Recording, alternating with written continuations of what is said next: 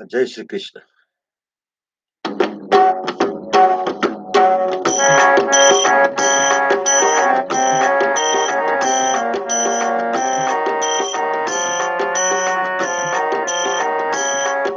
श्री कृष्ण गोविंद हरे मुरारे, हे नाथ नारायण वासुदेव। श्री कृष्ण गोविंद हरे मुरारे, हे नाथ नारायण वासुदेव। एकमात्र स्वामी सखा हमारे, एकमात्र स्वामी सखा हमारे, हे नाथ नारायण वासुदेव। कृष्ण गोविंद हरे मुरारे, हे नाथ नारायण वासुदेव।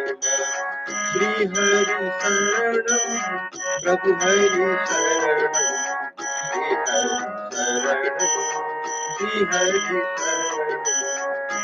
हरि शरणं, श्री हरि शरणं, श्री हरि शरणं, श्री हरि शरणं, श्री हरि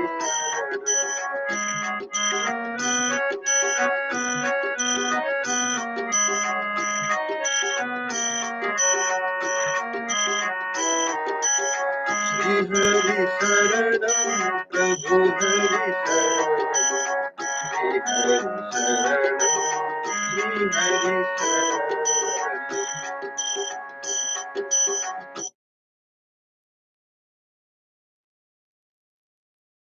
नमस्कार। आज श्री हरिवंश पुराणको 254औं दिनमा छु र यहाँहरू समक्ष आज म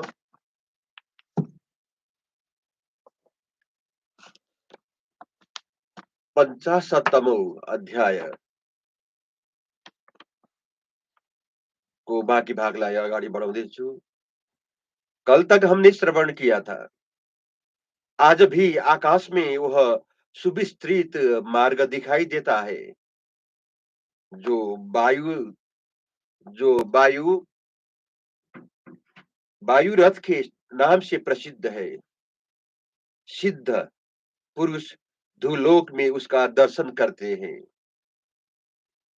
वैशंपायन जी कहते हैं, जन्मेजय हयग्रीव नामक पराक्रमी एवं महारथी दैत्य ने पुषा पर आक्रमण करके बड़े जोर से सिंहनाद किया। क्रोध में भरे हुए उस दैत्य ने सोने की जाली से विभूषित विशाल धनुष को तानकर पुषा की ओर घोर दृष्टि से देखा। उस दैत्य के दोनों हाथों में बाणों के लेने, धनुष पर रखने, प्रत्यंचा को खींचने और उन बाणों को छोड़ने में कितने क्षण का अंतर होता है, यह कोई भी वहां देख नहीं पाते थे। दाएं बाएं दोनों ओर बाण छोड़ते हुए उस दानवराज का दीप्तमान धनुष मंडलाकार होकर आलात चक्र के समान प्रतीत होता था। उसके धनुष से छूटे हुए तीखे बाणों से, जिनमें सोने के पर लगे थे और जिन्हें शान पर चढ़ाकर तेज किया गया था, संपूर्ण दिशाएं और सूर्य की प्रभाएं भी आच्छादित हो गई।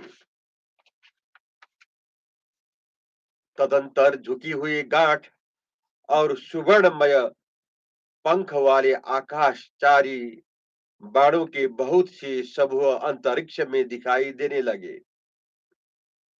पर्वत शिखर के समान उसके विशाल धनुष से प्रकट होने वाले उक्त बाण आकाश में श्रेणीबद्ध होकर उड़ते हुए बाजाओं के समान सुशोभित होते थे। वह दैत्य गिद्ध के पंख लगे हुए शिला पर तेज किए गए सुवर्ण से विभूषित महान वेगशाली तथा अच्छी नोक वाले बाणों का प्रहार कर रहा था। तदंतर धनुष से बलपूर्वक उठे हुए सुवर्ण भूषित बाण पूषा के शरीर में गिरने और धंसने लगे। जैसे वर्षा ऋतु में जुगनुओं के समुदाय आकाश में सब ओर विचरते हैं, उसी प्रकार वे सुवर्ण निर्मित बाण व्योम मंडल में सब ओर प्रकाशित हो रहे थे।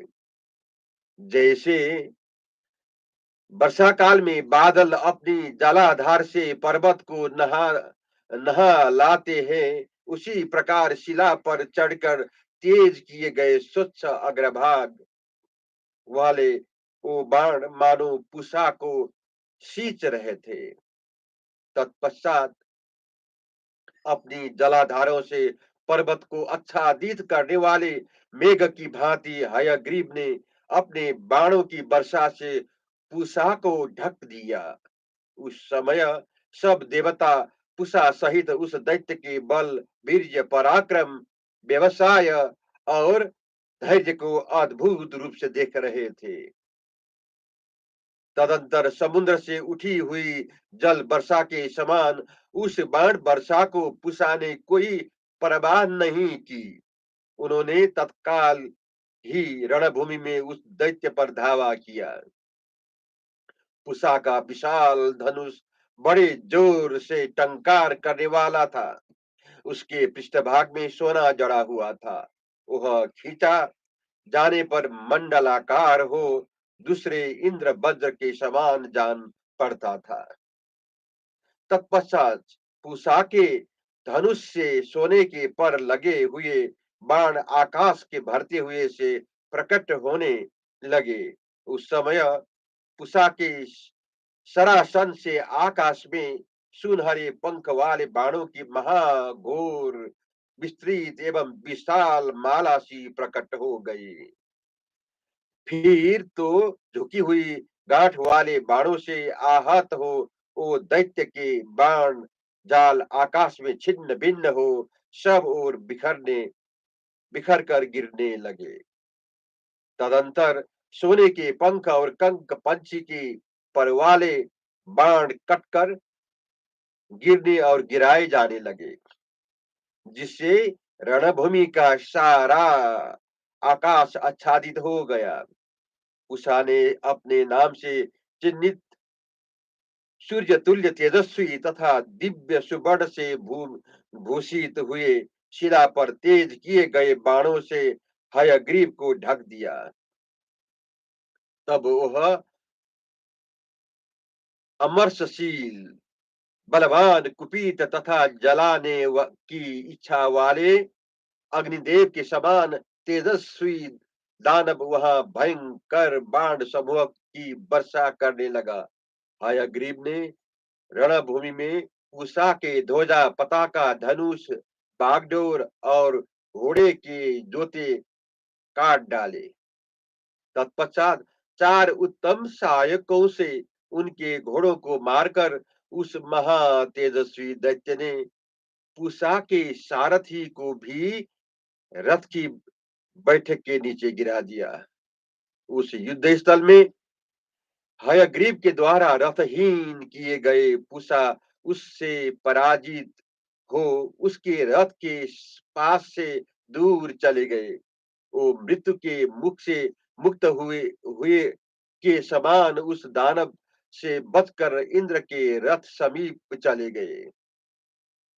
तदंतर वहां पुनः संबरासुर और भग देवता अद्भुत घोर और दारुण युद्ध आरंभ हुआ, जिनमें दोनों ओर से प्रहार और उसका प्रतिकार किया जा रहा था। सब प्रकार के योग या प्रयोग का ज्ञान रखने वाले शाम्बरासुर के नेत्र क्रोध से लाल हो रहे थे। उसके धनुष की लंबाई 12 अरत्नी थी और उसकी चौड़ाई 7 किस्कू 3.5 हाथ की थी। उससे वज्र की गड़गड़ाहट के समान टंकार ध्वनि प्रकट होती थी। उसकी प्रत्यंजा सुदृढ़ थी और धनुष धारी धनुष भारी से भारी कार्य को सिद्ध कर सकता था। शमरासुर उस धनुष को खींचकर धुरे के समान मोटे मोटे बहुसंख्यक सहायकों की वृष्टि करने लगा। शमरासुर के द्वारा आतंकित की गई संपूर्ण देव सेनाएं भयभीत हो महासागर की बड़ी बड़ी तरंगे समान कांपने लगी। विरूप नेत्र वाले उस भयंकर दैत्य को आते देख भग देवता के ओष्ठ पख, फक, फड़क उठे। उन्होंने बड़ी उतावले के साथ उसे अपने अस्त्रों द्वारा घायल कर दिया। तदंतर महाधनुर्धर भग ने अपने दिव्य धनुष को तानकर दैत्य गणों को अपने बाणों के जाल से आच्छादित करते हुए उन पर बाणों को बौछार आरंभ कर दिया। लगातार बाण फेंकते हुए उस दैत्य के समीप भग देवता तुरंत जा पहुंचे। मानो एक हाथी दूसरे हाथी से और एक सांड दूसरे सांड से भिड़ने के लिए उसके पास जा पहुंचा हो। वो दोनों महान बेकसाली वीर भार साधन में समर्थ धनुष हाथ में लेकर रणभूमि में बाणों द्वारा एक दूसरे को छेद विच्छेद करते हुए आच्छादित करने लगे। उस समय महासमर में महामनस्वी भग और शंबरासुर के अनुपम भीषण तुमुल और घोर युद्ध होने लगा। उन्होंने पूर्णतः कानों तक खींचकर छोड़े गए झुकी हुई गांठ वाले बाणों द्वारा लोहे को ढालों को भी छीन भिन्न करके एक दूसरे को विदीर्ण कर दिया। उनके सारे अंग विकृत तथा रथ से लथपथ हो गए थे। तो भी वो दोनों रथी परम दुर्बुद्ध युद्ध के लिए उन्मुक्त दिखाई देते थे। वो तीखे बाणों से परस्परा गहरी चोट परस्पर गहरी चोट कर रहे थे तो और दूसरे को और देखकर नहीं पाते थे। जय श्री कृष्ण, जय श्री हरि।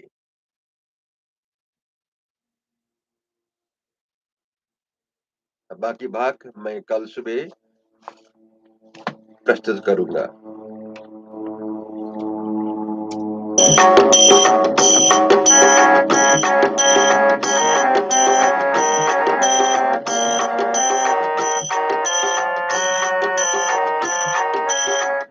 श्री कृष्ण गोविंद हरे मुरारी, हे नाथ नारायण वासुदेव। श्री कृष्ण गोविंद हरे मुरारी, हे नाथ नारायण। श्री हरि शरण प्रभु हरि शरण, श्री हरि शरण, श्री हरि शरण, श्री हरि शरण प्रभु हरि शरण, श्री हरि शरण, श्री हरि शरण, श्री हरि शरण प्रभु हरि शरण।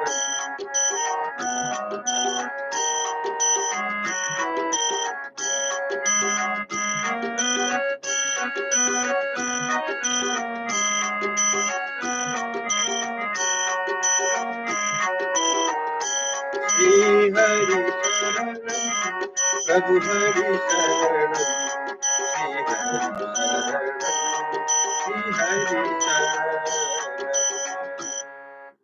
जय श्री कृष्ण, जय श्री हरि।